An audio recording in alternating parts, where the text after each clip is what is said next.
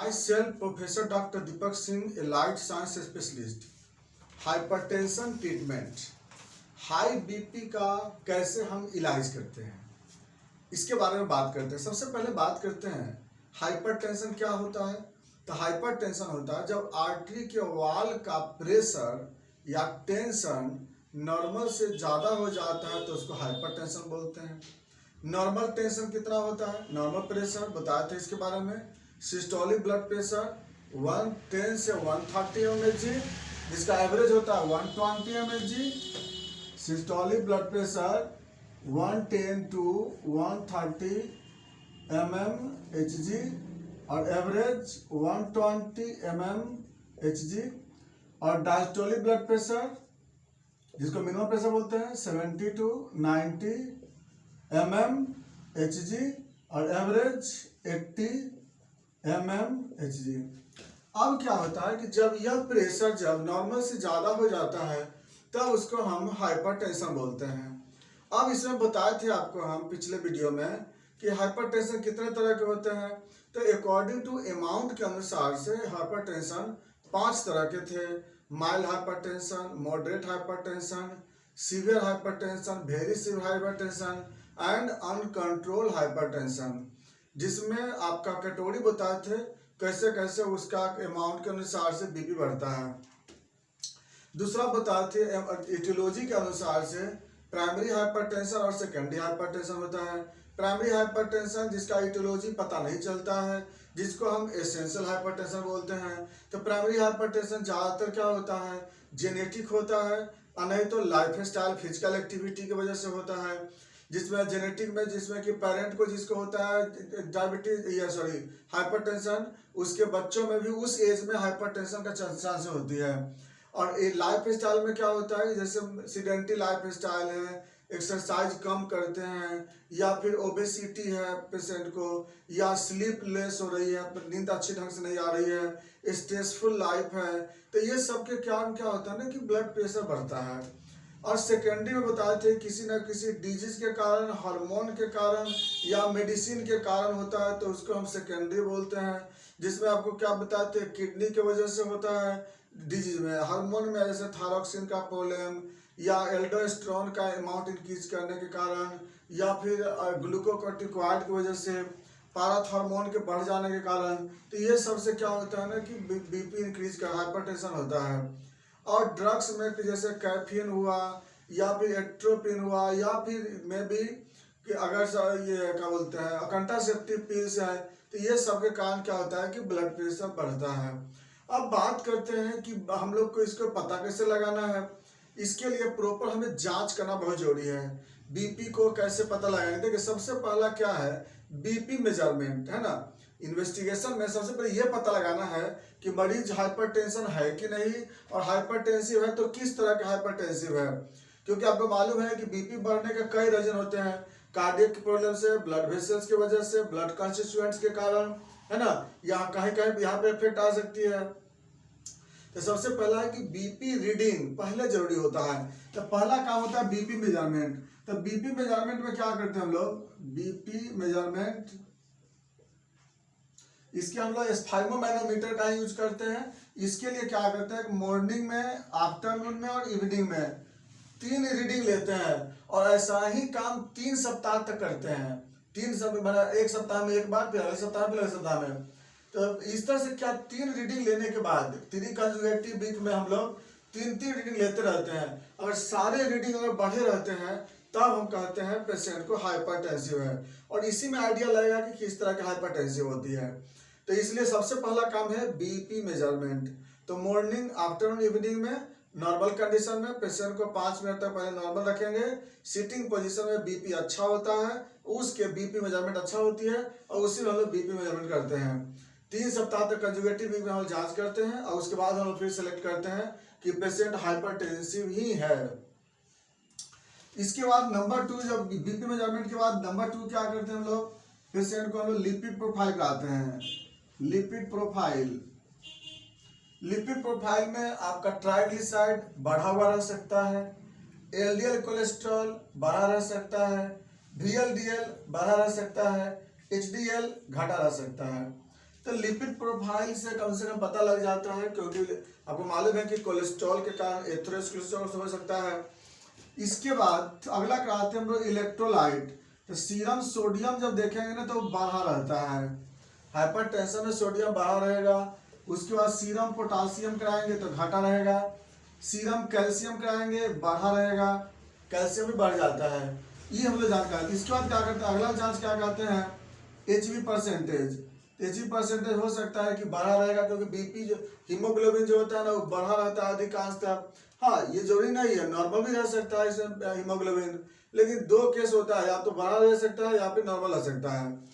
अगला कराते हैं platelet count, total platelet count. Platelet count कराएंगे तो इसमें बढ़ा रह सकता है, क्योंकि प्लेटलेट काउंट से की वजह से बीपी बढ़ सकता है। उसके बाद अगला कराते हैं सीरम अल्डोस्टेरॉन। अल्डोस्टेरॉन अल्डोस्टेरॉन ये कराएंगे तो ये भी आपको बढ़ा रह सकता है। इतना जांच के बाद अगला हम लोग कराते हैं ईसीजी कराते हैं। ईसीजी से क्या होता है, उसमें आपको आर वेव जो होता है वो आपको टॉल मिलेंगे, ज्यादा बड़ा आपको हाइट उसका ज्यादा मिलेगा, एम्पलीट्यूड ज्यादा मिलेगा, तो ईसीजी करा कर देख सकते हैं। इसके बाद आगे हम लोग क्या करते हैं, कुछ हार्मोनल जांच कराते हैं, जैसे T3 T4 कराते हैं, TSH कराते हैं। तो इसमें आपको क्या होगा ना कि आपको बढ़ा भी रह सकता है, घटा भी रह सकता है, क्योंकि T3 T4 बढ़ने से आपको सिस्टोलिक हाइपरटेंशन होते हैं और TSH बढ़ने से डायस्टोलिक हाइपरटेंशन होते हैं, तो इसलिए आपको इसमें वेरिएबल मिलता है। अगला PTH पैराथर्मोन कराएंगे तो 12 ग्राम मिलेगा आपको। उसके बाद तो इसके हम लोग किडनी फंक्शन जांच कराते हैं, इसलिए कि मान लीजिए किडनी के वजह से भी तो हाइपरटेंशन होता है ना, तो उसमें ब्लड यूरिया कराएंगे बढ़ा रहेगा, सीरम क्रिएटिनिन कराएंगे बढ़ा रहेगा उसमें आपको। तो इस तरह से क्या है कि हम लोग किडनी फंक्शन टेस्ट करा के देख सकते हैं। और कॉम्प्लिकेशन को जानने के लिए हम लोग ब्रेन का एंजियो एमआरआई कराते हैं, क्योंकि हम पहले बताए थे, पिछले क्लास वीडियो में देखिएगा आप, उसे बताए थे आपको हम कि जिस पेशेंट को हाइपरटेंशन होता है उसमें 4 ऑर्गन को बर्बाद कर देता है। पहला आपको ब्रेन को बर्बाद करता है, जिसमें कि एनुरिज्म होता है उसमें, या स्ट्रोक डेवलप कर सकता है। दूसरा आपको आई को बर्बाद कर सकता है, आई में रेटिनल हेमरेज हो सकते हैं। तीसरे नंबर पे किडनी को डैमेज कर सकता है, और चौथे नंबर में हार्ट को डैमेज कर सकता है। इसीलिए हमें क्या चाहिए ना कि इसको कॉम्प्लिकेशन कहाँ कहाँ पे हो रहा है, कॉम्प्लिकेशन कहीं हो ज़्यादा ना हो जाए, इसके लिए हम क्या करते हैं, उसको हम लोग एमआरआई भी करा करके देखते रहते हैं पेशेंट को। तो ये आपका क्या है ना कि इस इन्वेस्टिगेशन होती है। इन्वेस्टिगेशन के बाद अब अगले नंबर पे आता है हम कैसे मैनेजमेंट करेंगे हाइपरटेंशन को। देखिए, सबसे पहली बात है कि हम लोग डाइट मैनेजमेंट सबसे पहला होता है। सबसे पहले हम लोग क्या करते हैं, डाइट मैनेजमेंट, क्योंकि बीपी जो होता है बढ़ने उड़ने का ज्यादा चांस वहीं से होता है ना। सबसे पहला होता है डाइट मैनेजमेंट। डाइट में क्या होता है ना कि सब क्या होता है कि हम लोग फैट फ्री डाइट देते हैं, है ना। दूसरा, नमक हम लोग कम बोलते हैं लेने के लिए। साल्ट जो होता है बताए थे आपको, सोडियम जो होता है डायरेक्टली ब्लड प्रेशर को बढ़ाता है। तो जो हाइपरटेंशन पेशेंट होते हैं उसको दिन भर में या 24 घंटा में 1 ग्राम से कम बोलते हैं नमक यूज करने के लिए। ये तो हमारा साल्ट वाले डाइट को हम अवॉइड करेंगे।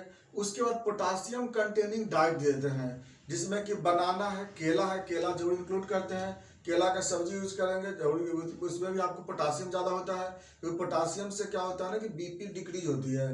और उसके बाद पोटैटो भी यूज करते हैं, कोकोनट वाटर जो होता है उसको यूज करते हैं, क्योंकि उसमें भी पोटासियम होता है। इसके बाद हम लोग क्या करते हैं आगे, अल्कोहल अवॉइड करेंगे, क्योंकि अल्कोहल डायरेक्टली बीपी को बढ़ाता है। उसके बाद हम लोग टोबैको अवॉइड करते हैं, क्योंकि टोबैको से डायरेक्ट बीपी इंक्रीज होती है। इसके बाद हम लोग डाइट में हम लोग इतना मेंटेन करते हैं। उसके बाद हम लोग प्रॉपर बोलते हैं पानी यूज करने के लिए, क्योंकि प्रॉपर पानी पीने से क्या होता है कि बॉडी का वेस्ट प्रोडक्ट बॉडी से बाहर निकलते रहेंगे। इसके बाद क्योंकि यूरिन भी तो ज़्यादा इसमें होता है ना, और पानी कमी होगा तो आपका डिहाइड्रेशन का चांस हो सकता है, इसलिए हम लोग प्रॉपर पानी हम लोग बोलते हैं प्रॉपर यूज करने के लिए। इसके बाद आगे क्या होता है, अगर पेशेंट को किडनी का प्रॉब्लम होता है तो किडनी का इलाज करते हैं हम लोग।